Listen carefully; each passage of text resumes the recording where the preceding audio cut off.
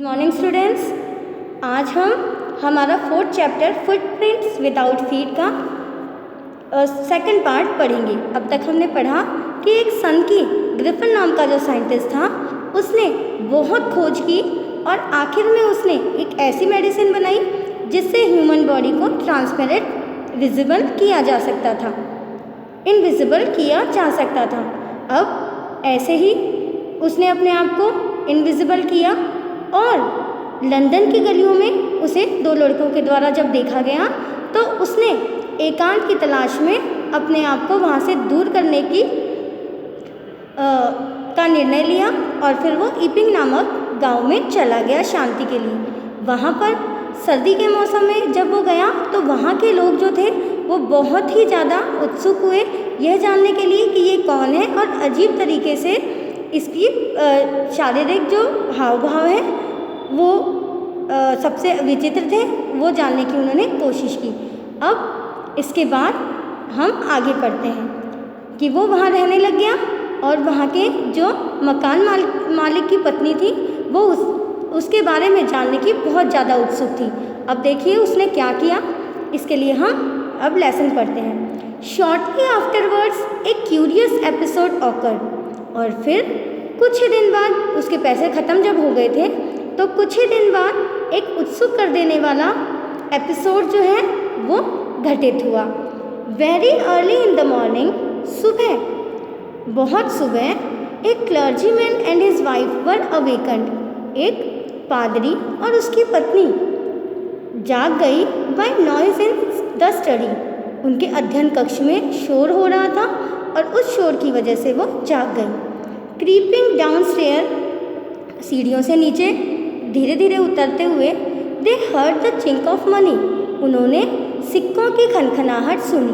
Being taken from the clergyman's desk, जो कि पादरी की मेज के अंदर रखे हुए थे, उनकी खनक सुनी। विदाउट मेकिंग एनी नॉइज, बिना किसी प्रकार की आवाज़ किए, and with a poker grasps firmly in his hand, और पोकर का जो डंडा था दृढ़ता के साथ अपने हाथों को में पकड़कर, the clergyman flung open the door, clergyman पादरी जो थे उन्होंने दरवाज़ा खोला उसको हाथ में लेकर। सरेंडर, समर्पण कर दो, और उन्होंने दरवाज़ा खोलते ही कहा। देन टू हिज अमेजमेंट, फिर उनके आश्चर्य का ठिकाना न रहा क्योंकि ही रियलाइज्ड, उन्होंने महसूस किया कि the room appear to be empty, कि कमरा तो पूरी तरह से खाली था। And his wife looked under the desk and behind the curtains, अब उन्होंने और उनकी पत्नी ने मेज के नीचे देखा, पर्दों के पीछे देखा, एंड इवन अब द चिमनी, और यहाँ तक कि दीवार में जो चिमनी लगी हुई होती है उसमें भी ऊपर की तरफ देखा। There wasn't a sign of anybody, पर वहाँ पर तो किसी के भी उपस्थिति के संकेत ही नहीं थे।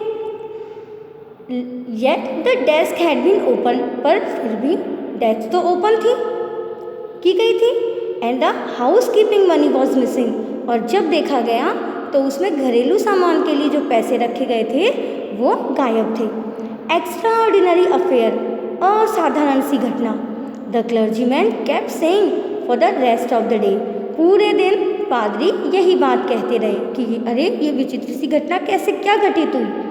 But it was not an extraordinary as the behaviour of Mrs Hall's furniture a little later that morning, परंतु ये तो कुछ नहीं थी, इससे भी ज़्यादा असाधारण सी घटना तो उस समय हुई जब मिसेज हॉल का फर्नीचर जो था उसके कुछ देर बाद ही सुबह अजीबोगरीब हरकत करने लगा।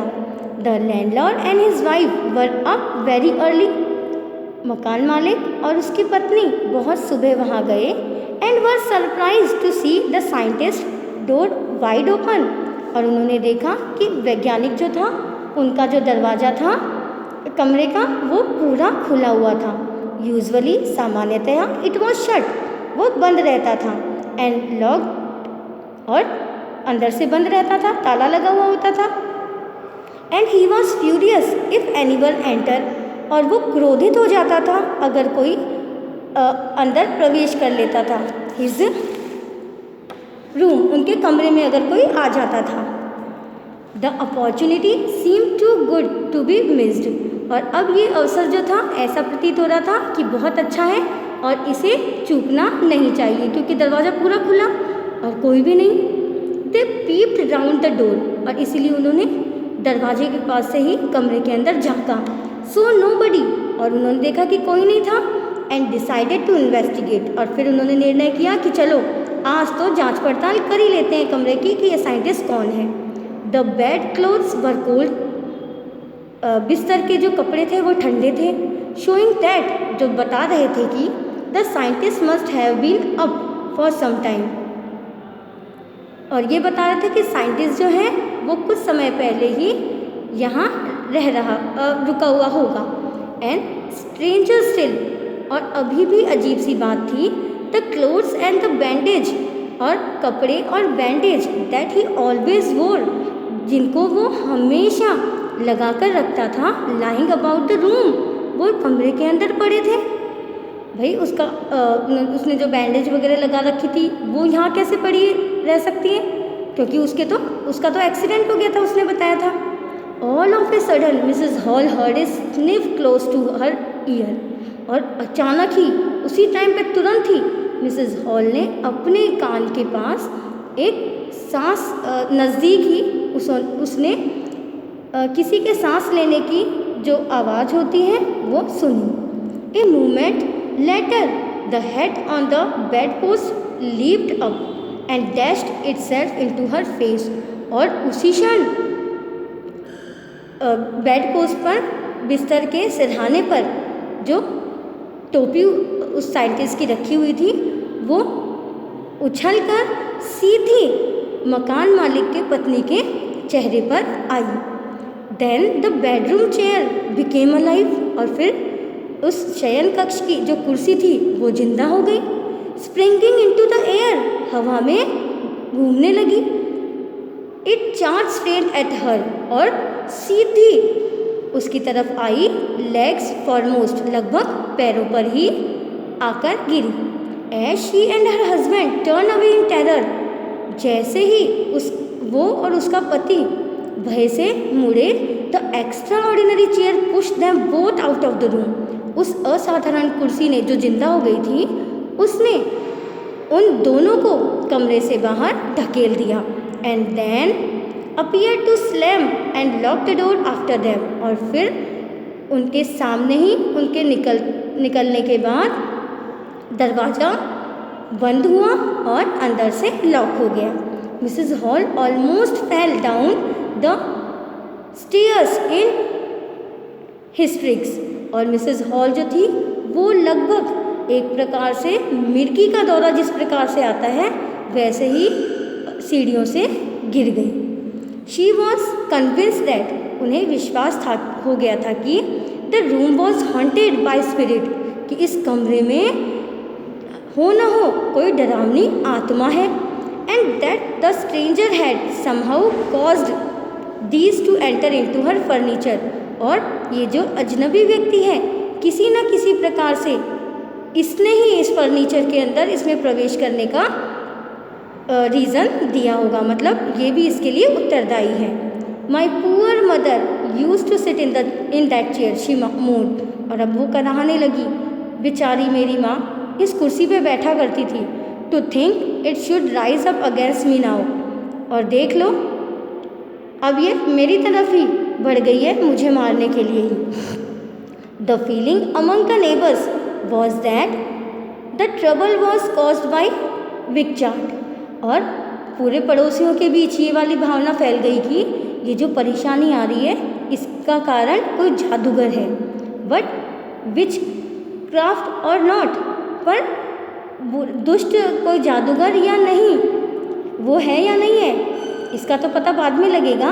पर when news of the burglary at the clergyman's home became known, परंतु जब पादरी के घर पे इस प्रकार की जो चोरी थी, सेंधमारी की खबर जब पता चली, the strange scientist was strongly suspect of having had a hand in it. तो फिर उस समय सभी ने केवल एक ही निर्णय लिया, सभी ने एक ही बात पे निष्कर्ष लेकर आए कि अजनबी साइंटिस्ट जो है वो शायद बहुत ही मजबूती के साथ इसमें सस्पेक्ट व्यक्ति है और उसी का हाथ वही इसके लिए उत्तरदायी था। ये सभी ने माना। सस्पिशियन ग्रीव इवन स्ट्रॉन्गर, और ये संदेह जो था वो और अधिक मजबूत हुआ when he suddenly produce some ready cash, जब उसने अचानक से ही कहा कि अब उसके पास कुछ रकम है, क्योंकि पहले उसने कहा था रकम ख़त्म हो गई, चेक आने वाला है, पर उसके कुछ दिन बाद में उसके पास में अचानक से ही पैसे आ गए बिना कोई चेक के। तो ये सस्पेक्ट जो था, संदेह जो था वो और मजबूत हो गया। Though he had admitted not long before that he had no money, क्योंकि उसने थोड़े दिन पहले ही सहमत हुआ था, इस बात पर सहमति दी थी कि उसके पास पैसे नहीं हैं। The village constable was secretly sent for, गांव के कांस्टेबल को गुप्त रूप से बुलाया गया। Instead of waiting for the constable, इसकी बजाय कि कांस्टेबल का इंतज़ार करें, Mrs Hall went to the scientist, Mrs Hall जो थी साइंटिस्ट के पास चली गई। Who had somehow mysterious appear from his empty bedroom, जो कि किसी प्रकार से रहस्यमयी बनावट में अपने खाली कमरे में बेडरूम में बैठा था। I want to know what you have been doing to my chair upstairs, he demanded. अब उस मकान वाले की पत्नी ने कहा, मैं चाहती हूँ ये जानना कि तुमने मेरी उस कुर्सी के साथ क्या किया है उस कमरे में। And I want to know how it is that you came out of an empty room and how you enter a lock room, और मैं ये भी जानना चाहती हूँ कि किस प्रकार तुम एक खाली कमरे में आ जाते हो और किस प्रकार से उसमें बंद कमरे में भी प्रवेश कर जाते हो। The scientist was always quick temper, वैज्ञानिक जो था वो बहुत तुनक मिजाज था। नाउ ही बिकेम फ्यूरियस, इतनी सी बात पर वो क्रोधित हो गया। यू डोंट अंडरस्टैंड हु और वट आई एम, तुम नहीं समझ सकती हो कौन हूँ मैं और क्या हूँ मैं। He shouted, very well I will show you, वो चिल्लाया, ठीक है लो अब मैं तुम्हें बताता हूँ। Suddenly he through of bandages, अचानक ही उसने पट्टियाँ खोल दी, फेंक दी। विस्कर्स, मूछ फेंक दी। स्पेक्टिकल्स, चश्मा फेंक दिया। इवन नोज, यहाँ तक कि नाक भी फेंक दिया। It took him only a minute to do this, ऐसा करने में उसे केवल 1 मिनट लगा। The horrified people in the bar found themselves staring at a headless man, और बार में जितने भी लोग थे वो भयभीत हो गए इस प्रकार से बिना सिर के व्यक्ति को देखकर, और घूरने लगे, अरे इसका तो सिर ही नहीं है। Mr Jaffers the constable, Mr Jaffer जो कांस्टेबल थे नाउ अराइव्ड, आ चुके थे। And was quite surprise to find that, और ये देखकर बहुत ज़्यादा आश्चर्यचकित हुए कि he had to arrest a man, कि उन्हें एक ऐसे व्यक्ति को गिरफ्तार करना है विदाउट ए हेड, जिसका सिर ही नहीं है। But Jaffer was not easily prevented from doing his duty, परंतु जेफर जो था इतनी जल्दी इतनी आसानी से अपने कर्तव्य से हार मानने वाला नहीं था। If A magistrates warrant order a person arrest, अगर एक मजिस्ट्रेट एक जज वारंट दे देता है और आदेश दे देता है कि एक व्यक्ति को गिरफ्तार करना है, देन तो फिर that person had to be arrested, उस व्यक्ति को तो अरेस्ट होना ही पड़ेगा, विद और विदाउट हिज हेड, चाहे उसका सिर हो चाहे न हो। There followed a remarkable scene as the policeman tried to get hold of a man who was becoming more and more invisible as he threw off one garment after another। और अब एक बहुत ही उल्लेखनीय दृश्य, एक बहुत ही आश्चर्यजनक दृश्य जो था वो घटित होता जा रहा था कि एक पुलिस जो था वो कोशिश कर रहा था एक ऐसे व्यक्ति को पकड़ने का जो कि मोर एंड मोर, अधिक से अधिक गायब होता जा रहा था, जैसे जैसे वो अपने एक एक कपड़े उतार रहा था, फेंक रहा था, मतलब जैसे जैसे कपड़े खोल रहा था वैसे वैसे वो गायब होता जा रहा था। Finally A shirt flu into the air, और आखिर में एक शर्ट जो था वो हवा में फेंका गया। And the constable found himself, और कांस्टेबल जो था उसने पाया कि struggling with someone he could not see at all, कि उसे एक ऐसे व्यक्ति को पकड़ने का संघर्ष कर रहा है वो जो दिखाई ही नहीं दे रहा है। Some people try to help him, कुछ लोगों ने उसकी मदद करने की कोशिश की, but found themselves hit by blows that seem to come from nowhere, परंतु उन लोगों ने भी केवल मुक्के का प्रहार ही हासिल किया, क्योंकि वो जिसको पकड़ रहे थे पता नहीं वो कहाँ से मुक्का मार रहा था, तो अब कैसे पकड़ सकते।